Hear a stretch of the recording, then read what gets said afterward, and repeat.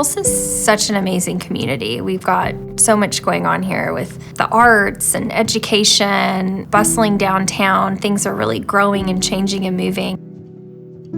So we tend to, rightfully so, focus on all the really great things in our community. But we can't forget that there are a lot of things happening outside of those arenas, in people's homes, in every zip code.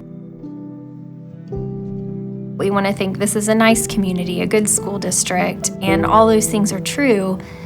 And we still have the highest rates of adverse childhood experiences in the U.S.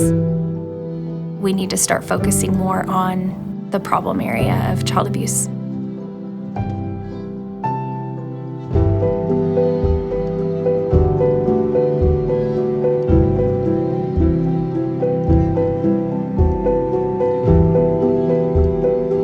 We have a multidisciplinary team with the child at the center.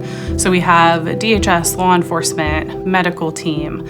They all have different lenses, and a family advocate being neutral is really important because we have a different lens, and that is to help the family and support the family and make sure that they're getting follow-up services.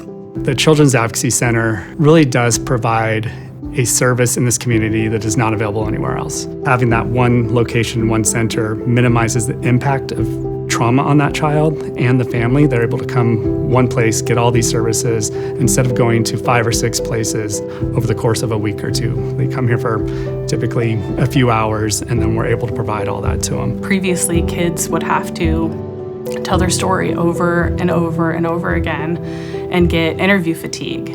Sometimes they might recant when this actually happened. I think it's really important that they have a child-friendly, safe environment in which they can talk about things that have happened to them, and to make sure that their mental well-being is the most important aspect of that interaction. So we got a referral from DHS and law enforcement that there were allegations of abuse and neglect.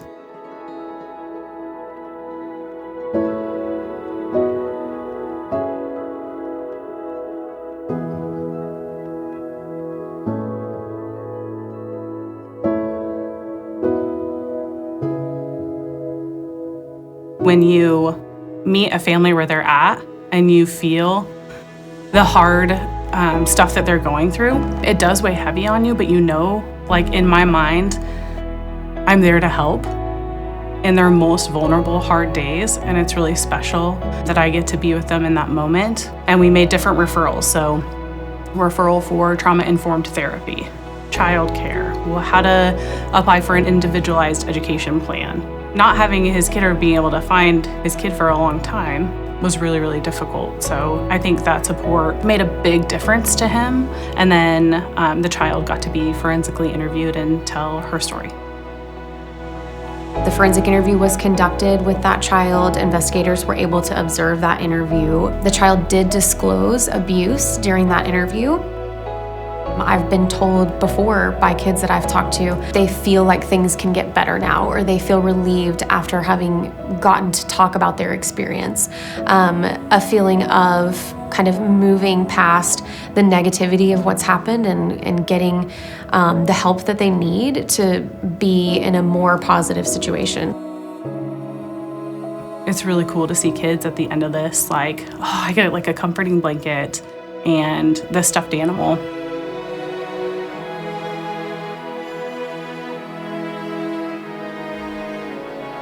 We've seen where children will come back in and they have that same comfort item, which is really special. And sometimes that's the only thing that a child has.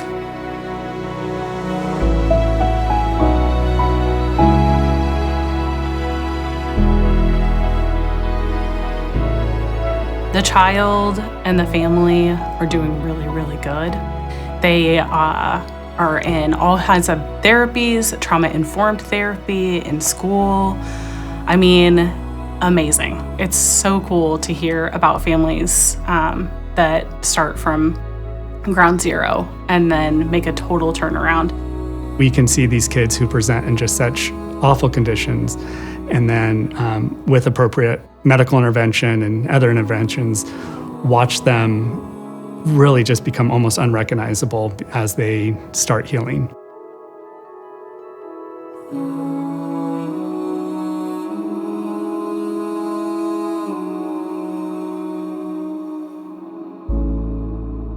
If our whole community stood up for the most vulnerable, hopefully our goal is to mitigate child abuse and to stand up for children. They're literally our future.